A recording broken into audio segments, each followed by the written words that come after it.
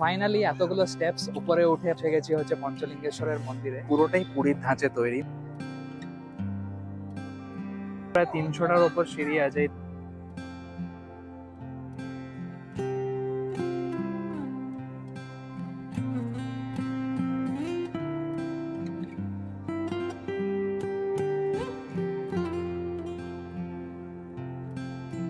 Hello guys, কেমন আছো সবাই? পাহাড়, সমুদ্র আর ঝর্ণার মধ্যে তোমরা আগের ভিডিওতে কিন্তু সমুদ্রটা দেখে নিয়েছো। তো এবার হচ্ছে পাহাড় আর ঝর্ণা দেখার পালা। পৌঁছে গেছি হচ্ছে পঞ্চলিঙ্গেশ্বরে। এই যে পেছনে দেখতে পাচ্ছ পাহাড়, এই পাহাড় আর সঙ্গে উপরে উঠলে যে পঞ্চলিঙ্গেশ্বর টেম্পল আছে, উপরে 5টা শিবলিঙ্গ আছে। তো ওটাই তোমাদের দেখাবো। ঝর্ণার মধ্যে দিয়ে আছে, আগে মন্দিরের উপরে উঠি। আর এই মন্দিরে আমি কিভাবে পৌঁছলাম চলো সেটা আগে দেখে নিই। হাওড়া স্টেশন থেকে 6:10-এর বন্দে ভারত এক্সপ্রেসে চেপে আমি পৌঁছে গেছিলাম বালাসোরে। বালাসোর স্টেশনের ঠিক বাইরেই তোমরা পেয়ে যাবে পঞ্চলিঙ্গেশ্বর যাওয়ার অটো বা ক্যাব। বাট ফার্স্টে আমি চলে গেছিলাম দুবলাগাড়ি। আর দুবলাগাড়ি জায়গাটা কেমন সেটা তোমরা আমার লাস্ট ভিডিওটা দেখলেই জানতে পারবে। নির্জন সমুদ্র আর পাশে জঙ্গল, এক আশ্চর্য সুন্দর একটা হিডেন প্লেস। এই ভিডিওর লিঙ্কটা আমি আমার ডেসক্রিপশন বক্সে দিয়ে দিয়েছি, তোমরা চেক করে নিতে পারো। তাছাড়াও আমার স্ক্রিনে দেখা আই বাটনে ক্লিক করেও তোমরা সেই ভিডিওটা চেক আউট করতে পারো। আর দুবলাগাড়ির এই রিসর্ট থেকে চেক আউট করে আমরা সোজা চলে আসি পঞ্চলিঙ্গেশ্বরে ডাইরেক্ট অটো করে। এই যে রাস্তাটা তোমরা দেখতে পাচ্ছ, এখান দিয়ে কিন্তু আমরা এলাম অটো করে, আর এইদিকে আমরা যাব এখন। এখানে দেখতে পাচ্ছ পার্কিং এর ব্যবস্থা রয়েছে। বাস নিয়েও তোমরা চাইলে আসতে পারো, বাস বুকিং করে। সঙ্গে অটো টোটো গুলো কিন্তু এখানে পার্কিং করা যায়। সঙ্গে বাইক পার্কিংও ছিল আগেটায়। আর এই যে পাহাড়ের পাশ দিয়ে আমরা এখন সোজা এগিয়ে যাচ্ছি। জানি না কতটা যেতে হবে, শুনেছি অনেকগুলো সিঁড়ি আছে, সিঁড়ি দিয়ে উপরে উঠতে হবে। আমরা অটো করেছিলাম যেখানে 45 ডিরেক্ট এসেছি। বাট তোমরা চাইলে কিন্তু এখান থেকে নীলগিরি মানে বাস পেয়ে যাবে। হ্যাঁ, But মানে চেঞ্জ করে তোমরা আসতে পারো, বাস করেও আসতে পারো, আবার ডাইরেক্ট অটো করেও আসতে আর পারো। একটা কথা, পঞ্চলিঙ্গেশ্বর ডিরেক্ট যদি না পাও তো কি করবে, নীলগিরি অবধি চলে আসবে। হ্যাঁ, ওইখান থেকে অটো পেয়ে যাবে। এখান থেকে রিজার্ভেও পেয়ে যাবে অটো। আর শেয়ারিংও একটু ওয়েট করতে হবে। হ্যাঁ, তো দুটোই তোমাদের কাছে অপশন অ্যাভেলেবেল থাকে। 200 টাকা করে নেবে, যেটা তোমাদের একদম ডাইরেক্ট মানে ওই নিচ থেকে যেখানে উপরে উঠতে হয় ওইখানে নামিয়ে যাবে। ম্যাক্সিমাম 6 জন নেয়। হ্যাঁ, তো তোমরা যতজন আসতে পারো 200 টাকাই দাও। তোমরা যদি পুজো দিতে চাও তাহলে তোমরা এখান থেকে প্রসাদ নিয়ে কিন্তু উপরে যেতে হবে। 20 রুপিস থেকে স্টার্ট। উপরে গিয়ে কিন্তু তোমরা প্রসাদ পাবে না। তো চেষ্টা করবে নিচ থেকে, এখান থেকে যতগুলো এই প্রসাদের দোকানগুলো দেখছো দুদিকে আছে, এখান থেকেই তোমাদেরকে প্রসাদ নিয়ে উপরে যেতে হবে।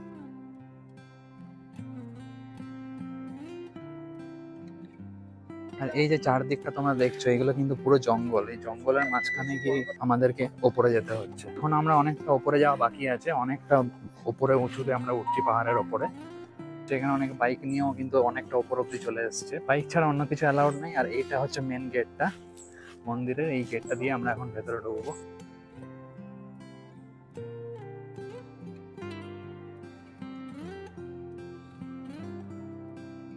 সামনে অনেকগুলো সিঁড়ি আছে, শুনেছি প্রায় 300টার উপর সিঁড়ি আছে। এই 300টা সিঁড়ি আমাদেরকে উপরে উঠে তারপরেই হচ্ছে মন্দিরটা। এই যে তোমরা ব্যাক সাইডে দেখলে, এখানে কিন্তু জুতোর পার হেড 5 টাকা করে 10 টাকা দিয়ে তোমরা জুতোর একটু কুপন কালেক্ট করতে হবে। সেটা যাই হোক, উপরে গিয়েই খুলতে হবে জুতোটা। আগে উপরে ছিল, হ্যাঁ, এখন নিচ থেকেই তোমাদেরকে টিকিটটা কাটতে হবে। বন্দে ভারত এক্সপ্রেস ছাড়াও কিন্তু আরো অনেকগুলো ট্রেন আছে যেগুলো করে তোমরা বালাসোর স্টেশনে আসতে পারবে। সেগুলো আমি ডিটেলে ডেসক্রিপশনে দিয়ে দিয়েছি, চেক করে নিতে পারো। পৌঁছেই গেছি প্রায়। আর জাস্ট একটা ধাপ, এই যে অল্প অল্প দেখতে পাচ্ছ তোমরা, ঝর্ণার জল শুরু হয়ে গেছে।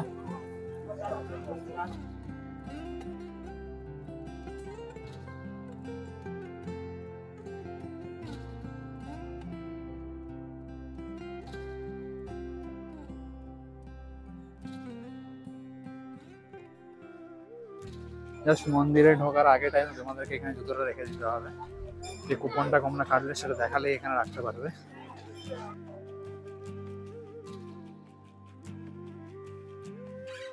ফাইনালি এতগুলো স্টেপস উপরে উঠে পাহাড়ের উপর আমরা পৌঁছে গেছি হচ্ছে পঞ্চলিঙ্গেশ্বরের মন্দিরে। আর এই সব পেছন দিকটা তোমরা দেখছো অনেকটা লম্বা লাইন রয়েছে এখানে। এখন আজকে রবিবার, একটু ভিড়টা বেশি আছে। তো আমরা লাইন দেবো, দিয়ে এখানে ভেতরে তোমাদের দেখাবো যে কোন জায়গাটায় পুজো হচ্ছে, আর পঞ্চলিঙ্গেশ্বর ঠাকুর কোন জায়গাটায় আছে, কোন ঝর্ণার জলের মধ্যে আছে, সেটাও তোমাদেরকে দেখাবো। আর এই দেখে নাও পুরো জায়গাটা, এই পুরো জায়গাটাই হচ্ছে, এখানে অনেকগুলো মন্দির একসঙ্গে রয়েছে, হনুমানজির মন্দির রয়েছে, পেছনে রাম মন্দির, একটা রাম সীতার মন্দির রয়েছে।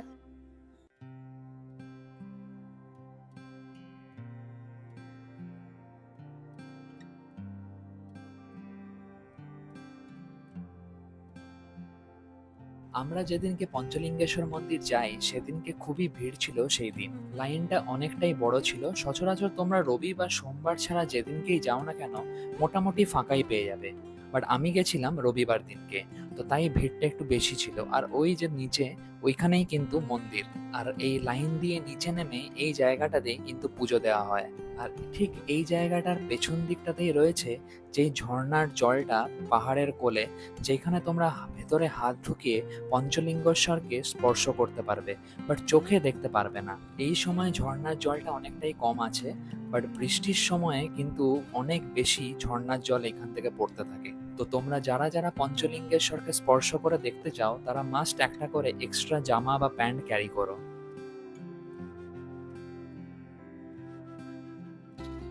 তো আমরা জাস্ট এখন বেরিয়ে যাচ্ছি মন্দির থেকে। অ্যাকচুয়ালি ওইখানটায় যেটা পঞ্চলিঙ্গেশ্বর বলতে, ওইখানটায় শিব ঠাকুরের 5টা লিঙ্গ আছে যেখানটায় জল বইছে।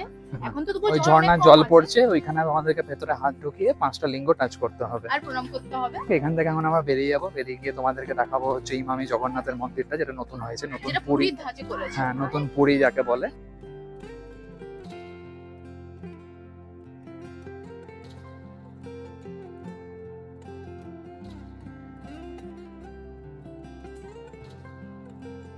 এই হচ্ছে সোজা তোমরা দেখতে পাচ্ছ মেন গেটটা, যেটা দিয়ে আমরা ভেতরে ঢুকলাম ইমামি মন্দিরে। আর এই হচ্ছে সোজা রাস্তাটা, এই সোজা রাস্তা গিয়ে আমরা ভেতরে ঢুকবো মন্দিরে। পঞ্চলিঙ্গেশ্বর থেকে আসতে প্রায় 1.5 ঘন্টার মতো টাইম লাগলো। বালাসোর থেকে তোমরা যদি প্রথমে এই মন্দিরটা আসতে পারো সেটাও আসতে পারো, সেটা আসতে তোমাদের ওই 20-25 মিনিট, ম্যাক্সিমাম আধা ঘন্টার মতো টাইম লাগবে। ওই 10 কিলোমিটার হচ্ছে বালাসোর স্টেশন থেকে এই জায়গাটা। শু স্ট্যান্ড, এখানে আমাদেরকে জুতো খুলে তারপরে এই মন্দিরের এখানে আছে সেখানে যেতে হবে। এখানটায় জুতো খুলে ওখানটায় জল রাখা আছে, ওইখানে পা ধোবে। আচ্ছা, মানে এখানে তোমরা জুতো খুলবে, এই জুতো খুলে এখানে জলটার মধ্যে পা ধুয়ে তারপরে এই সোজা রাস্তা দিয়ে ভেতরে ঢোকা যায় মন্দিরে।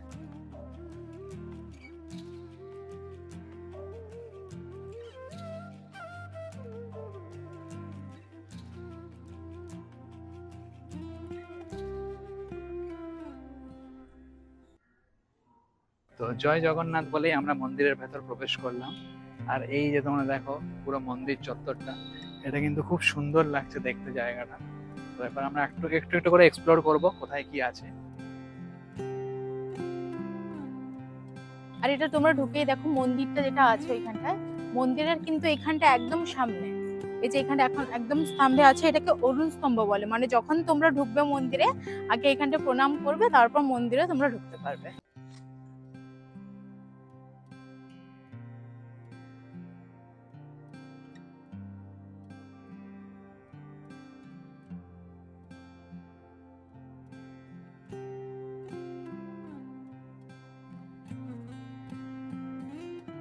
আমাদের পেছনটায় তোমরা দেখতে পাচ্ছ মূল মন্দিরটা। মূল মন্দির ছাড়াও এখানে কিন্তু আরো অনেকগুলো ছোট ছোট মন্দির রয়েছে, খুবই সুন্দর লাগছে দেখতে জায়গাটা। আর এই 4-5টার মধ্যে তোমরা কিন্তু গার্ডেন এরিয়াও পেয়ে যাবে, আরো অনেকগুলো ছোট ছোট মন্দির রয়েছে, সবই তোমাদেরকে দেখাবো এক এক করে।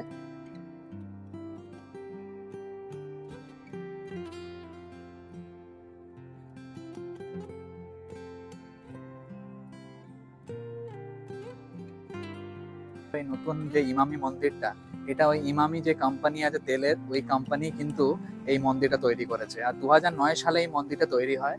এই মন্দিরটার মধ্যে কিন্তু পুরী যে মন্দিরটা আছে, মানে পুরীতে যে জগন্নাথ দেবের যে মন্দিরটা, সেই মন্দিরের মতো এখানেও কিন্তু স্নান যাত্রা, মানে জগন্নাথ দেবের স্নান যাত্রা, রথযাত্রা, তারপর জন্মাষ্টমী, সব রকম পুজোই কিন্তু বড় করে পালিত হয়। আমরা 12টা 20 নাগাদ মন্দিরের ভেতরে ঢুকে জাস্ট দর্শন করলাম, তারপরেই মন্দিরটা বন্ধ হয়ে গেল। ভেতরে মোবাইল ফোন অ্যালাউড নয়, মানে কোনো ক্যামেরা বা ভিডিওগ্রাফি কিছুই অ্যালাউড নয়, তাই তোমাদেরকে দেখাতেও পারলাম না। তো তোমরা এমনি সকালবেলা কিন্তু 5টা 5:30টার সময় মন্দিরটা খুলে যায়, আর 12:30 নাগাদ বন্ধ হয়ে যায়, আবার 3:30টায় খোলে, আর রাত 8টা অবধি আবার বন্ধ হয়ে যায়। তো আমরা এখন মন্দিরটা বাকিটা তোমাদের দেখাবো, কি কি আরো ছোট ছোট মন্দির আছে, সেই মন্দিরগুলো এক এক করে তোমাদেরকে আমি দেখাবো এরপর।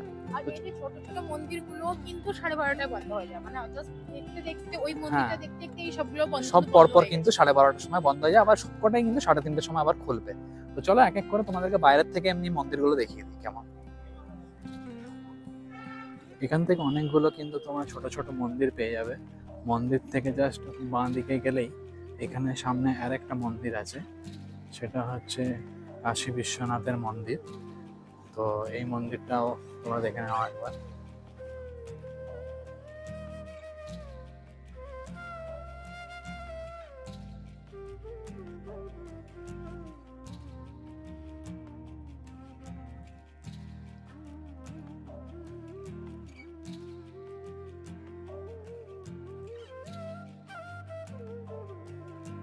আর এইখানে তোমরা প্রসাদ বা ভোগ কিন্তু পেয়ে যাবে।